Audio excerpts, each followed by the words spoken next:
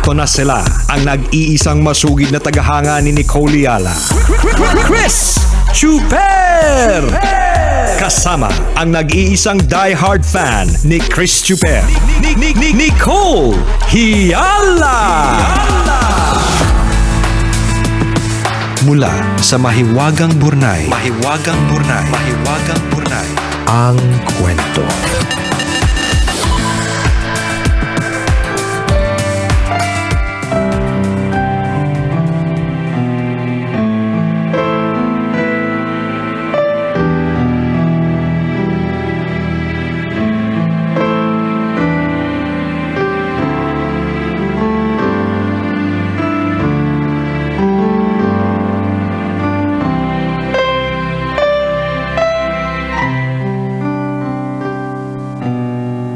Dear Nicole and Chris, ako si Chloe, 19 years old, at isang bulag. Naisipan kong ipahatid sa inyo ang isang espesyal na kwento ng pagkakaibigan. At sana ay magbigay inspirasyon ito sa mga listeners ninyo. Last year ko lang nakilala si Arvin. Nagbabakasyon ako noon sa amin sa Sibuyao, Marinduque. Tumutugtog ako ng kalimba sa labas ng bahay nang may marinig akong mga yabag. Lumingon ako sa direksyon ng mga yabag. Binati niya ako at magiliw siyang nagpakilala. Arvin daw ang pangalan niya. 12 years old lang si Arvin. Di hamak na mas bata sa akin. Tinanong ko kung gusto niya akong marinig na tumugtog ng kalimba. Nais daw niya kaya tinugtog ko ang Twinkle Twinkle Little Star. Ano yung kalimba? Kalembang lang alam ko eh. Ano yung kalimba? Search natin. Okay. Kalimba. Kalimba. Tumutugtog ng kalimba. Nagkwento parang bitin, parang may misa na, patugtugin ng Ng kalimba. kalimba. Parang may mali. Ano yung kalimba? Anyways, chords? Gitara? Ano? Isa siyang secret. Kanya-kanya Google. Ayaw i-share. Walang iya. Nakakainis. Yung lahat kami naghihintay. maganda siya. Mabagal yung data namin. Huwag ka nga. Nakakalurky. Ang ganda pala niya. Tigilan mo ko. Ano yung kalimba? Isa siyang musical instrument. Anong classic musical instrument? Ginagamitan siya ng kamay. Parang lahat naman halos. Ako na nga mag-google. Wala kasi. Ang bilis ang internet namin, di ba? Teka lang, kalimba. Wala akong ma-share. Wala akong mapakita. Ito tingnan na. niyo. Hindi ko papakita. Share naman dyan. No. It's a percussion instrument. Okay. Ito kasi lumabas sa akin eh. Ano? Kaya secret. Percussion ba to? Yata. Kalimba. Kalimba. Ayan, ganito siya. Itong itsura niya. Yung para siyang may mga chords. Oo. Tapos chime, chenelin, boom, boom. Parang imagine niyo maliit na xylophone. Yan, ganun. Kalimba. Yan. Okay. So anyways, 12 years old pa lang si Arvin. Hindi hamak na mas bata sa akin. Tinanong ko kung gusto niya akong marinig na tumugtog ng kalimba. Nais daw niya kaya tinugtog ko ang Twinkle Twinkle Little Star. Para siyang yung medyo malaki sa music box. Okay. Yung tumutunog ting ting ting ting. Basta kalimba, yun na yun. Nagkwentuhan kami pagkatapos at nalaman ko na mahilig din sa musika si Arvin. Bukod doon, hilig niya ang mag-drawing. Gaya ko, lumaki din ng walang ama si Arvin. Simula ng hapong yon, naging best friend ko si Arvin. At itinuring kong nakababatang kapatid. Natuwa ako nang tawagin niya akong kuya. Pareho naming gusto si Superman. Madalas akong yakapin ni Arvin at ang tawag niya doon, super hug. Madalas kaming magkasama pero makalipas ang ilang araw, kinailangan ko nang umalis at bumalik sa trabaho. Umiyak si Arvin. Ayaw daw niya akong umalis. Ibinigay ko sa kanya yung cologne ko at ang sabi ko, spray niya lang kapag namimiss niya ako. Kahit magkalayo, we stayed in touch through video calls. Nakabalik naman ako ng Marinduque makalipas ang 2 buwan. Masayang-masaya si Arvin. Lagi daw niyang gamit yung cologne na binigay ko. Ilang buwan akong namalagi sa bayan namin para magturo ng musika sa mga kabataan doon. 7 buwan na ang nakakaraan nang huli kaming magkasama ni Arvin. Tumawag siya kamakailan para sabihing top 7 siya sa klase. Nakakatuwa. Pangako ko sa kanya na tulad ni Superman, lagi akong nandito para sa kanya para sumuporta.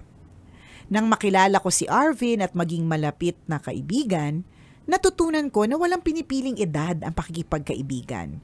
Hindi din hadlang ang disability para magkaroon ng meaningful friendships. Kailangan lang maging totoo at maging tapat. Salamat sa pagbasa ng sulat ko, tambalan.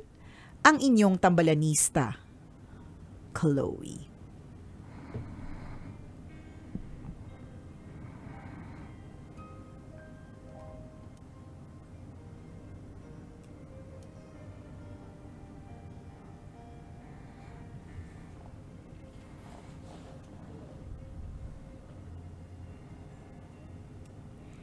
Hi, Chloe!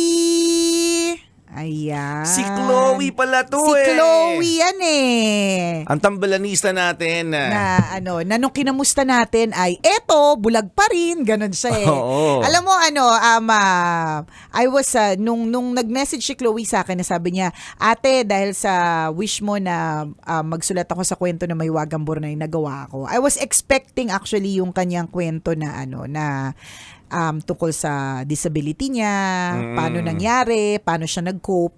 Pero kaya na-surprise ako kasi nga, 'di ba, lahat po ng kung ikaw ay bagong tambalanisa or bago ka sa oras namin, ganyan. Ang mga kwento po ng Mahiwagang Bornay ay hindi po namin binabasa beforehand.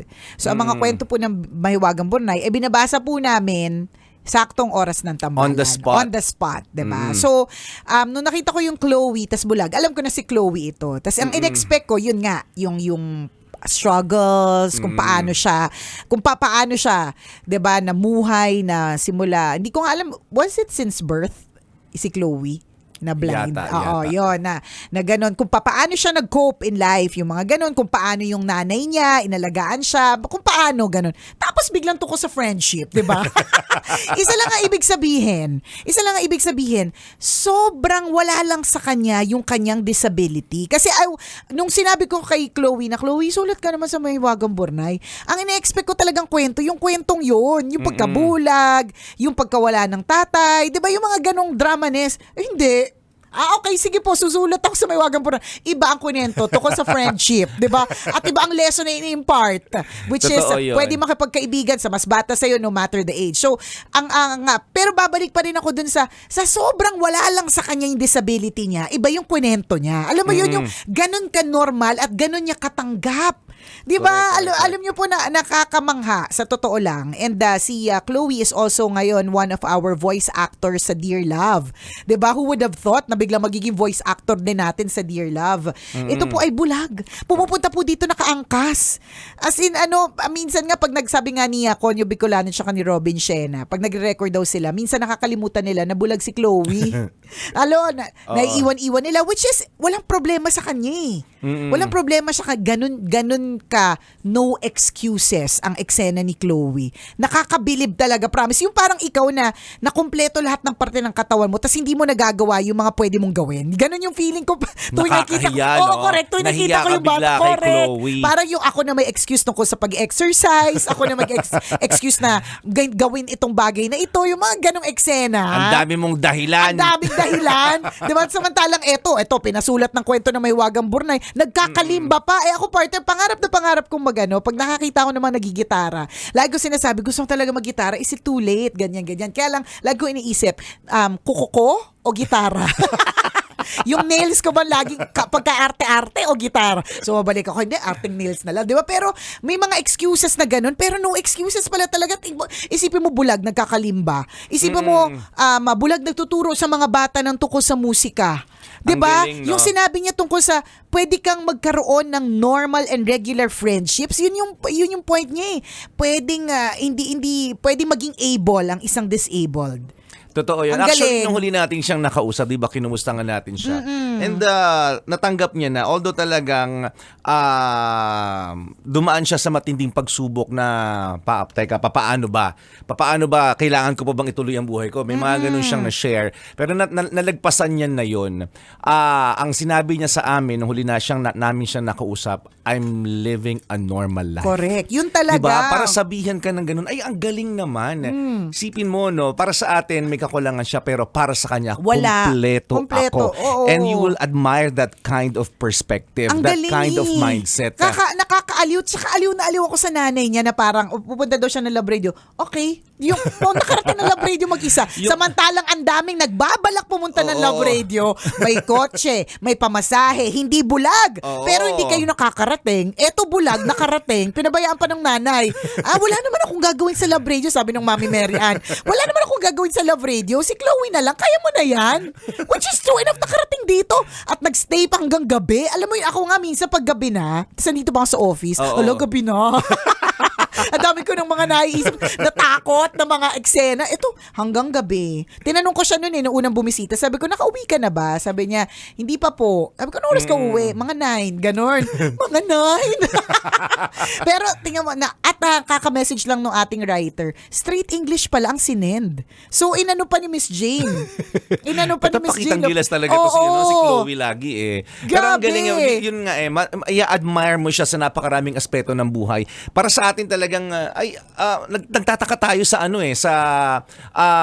sa abilidad niya kung paano niya nagagawa ang isang bagay na ginagawa ng normal. Correct. Quote-unquote normal. Ibig sabihin, walang disabilities. Yes, Oo. yes. So, sa kanya, yun nga, nung sinabi niya, no, I'm living a normal life, kuya, ate. Diba? Dapat talaga ba? Nanonood siya ng sine. Nanonood ng sine. Isipin mo nga ito, yung binanggit ni partner kanina that he is recording for a drama ng Love Radio. Isipin nyo, papaano siya nakakapagbasa ng script? Correct. Isipin mo Paano yun. na arte yung script niya? Tama. radio ito, hindi correct. naman, diba? Ang galing lang talaga nun. Yung, sabi niya, yung pwede daw i-braille. Yung script, pwedeng i-braille, tapos i-braille niya. Kaya lang, hindi na daw siya nagka-time. So, minemorize na lang. Di wow. Ang dami mong talent, di ba? Sabi niya, minemorize. Kasi, di ba, halimbawa, ikaw ay blind. Ako kasi bilang hindi naman ako blind, iniisip ko, tapos magdadrama ako. Una, nagbabasa ako ng script. So, makikita ko na yung susunod na magsasalita, hindi ako. Meron akong ka-convo. Meron akong kausap. Kasi nakikita ko. Paano siya hindi niya nakikita? So, ang ginawa niya, partner, hindi niya lang minemorize yung part niya. Minemorize yung buong script. Di wow. Apakagaling nitong si Chloe Florendo, as in. Kaya nga sabi ko, sulat ka sa Burnay. Alam mo, nung una na-disappoint ako, na parang, ito yung kwento. Pero then again, nung nagkakaroon na tayo ng reflection, hindi niya kailangan ikwento. Kasi para sa kanya, nilagpasan niya na yung feeling ng yung kwento niya noon na hindi niya tanggap. Yes. Kumbaga nilagpasan niya na yun eh. So para saan pat balikan lahat? Totoo diba? yun. And tayo lahat may inspire tayo sa, paano? Ang galing. Ang ganda pa ng diction na itong batang to. Ang dami pong nakakapag-aral ng mga normal. Ang papangit po ng diction. Yung confirm. Ito, yung there, diba? Ang galing niyang magsalita. Ito, ang ganda ng diction. Ito yung nanay ko nga nakikinig eh. Sabi niya, saan school ba nag-aral niya? Apakaganda ng diction ng bata. Diba? Nagti-theater. Ano kayo? Sige mo yung blocking, paano nagagawa. Pero nagagawa niya po lahat ito ng normal. At may balak yan mag-abroad, partner. Balak niyang, parang nakwento niya na parang gusto niya na mag-audition para sa isang play na parang international kineme. Diba? Isipin mo, maisip-isip mo pa yun. Parang ako Iba talaga. Iniisip ko palang partner na, halimbawa, pupunta ako sa ibang lugar, tapos wala akong kakilala doon. Na, I mean, walang disability nanginginig na yung tuhod ko partner. Yung tumbong ko umuurong. Umuurong sulong siya. Basta kumikipot siya, lumalaki, kumikipot, ganon. Ganon yung feeling ko. Ito, sabi niya, pero siguro ate, hindi pa time. Ganon lang yung eksena niya. Parang kaya niyang gawin. Hindi imposible nga. Alam mo yun, parang ako naiimposiblehan ako. Tapos sa kanya, hindi, posible lahat. Diba? Galing aliw. Ibang klase ito si Chloe, mga kaibigan. He is so adorable and admirable na para in so many aspects. Correct. Yung perspektibo niya sa buhay. Totoo talaga yun, mga kaibigan, na you'll never know your strength unless you test it. Correct. Ang galing niya talaga. Dumaan siya sa napakaraming test ng buhay. Diba, kung papaano niya natanggap sa sarili niya lahat, hindi lahat ng tao kayang gawin yun. Totoo. Pero nalagpasan at nakayanan at natanggap ni Chloe lahat ng mga Yes. pinagdaanan yun. Marami po yun. Correct. Acceptance, diba? Bakit ako? Diba, yung napakaraming tanong, Lord, bakit ako? Diba? Diba, paano ako mabubuhay na ganito? Pero nalagpasan niya yun. Yung mga test na yun. And now, Correct. he is very strong. At wala lang sa kanya, 'di ba? Sabi, Yes. alam mo na ka-message ko nga si Miss Jane Lopez, yung writer na may Wagang Burnay, na by the way, celebrated her birthday last March 31. Uy! Belated happy birthday. We love you, Miss Jane Lopez. Stay Baka naman strong. magpa-lechon ka pa, Miss Nakakahiya Jane. naman. Ano bang mga bongga dyan sa malapit niya nakatira sa may buting ba yun? Ano bang mga meron may dyan? carbonara dyan. Ayan. Pansit Kahit saan naman bihon. may carbonara talaga. Ako nga pansit bihon. Masarap, balita ko masarap ang pansit bihon sa bahay nyo. Belated happy birthday. Sabi niya nga, kakataka nga kung paano niya to sinulat eh. Galing, no? Tsaka ang galing, in all fairness, ang galing din ng teknolohiya. Yung cellphone niya, parang, kung titingnan ko, hindi siya yung pinaka-up-to-date na phone eh. Hindi siya yung pinaka-updated na phone. Pero yung cellphone niya, may mga app na parang mata niya. Kasi na-describe ako ng cellphone niya eh. Pinicturean niya ako, tapos na-describe ako, tapos pinakinggan niya, dinescribe ako ng telepono. Sabi ko, maayos yung AI mo ha. Baka kung anong description niya sa akin, sabihin niya, dapat maganda ako. Ang galing ng Ang AI, galing lang no? din. Ginagawa niya, tinutulungan niya yung mga ganyan, may disability nga.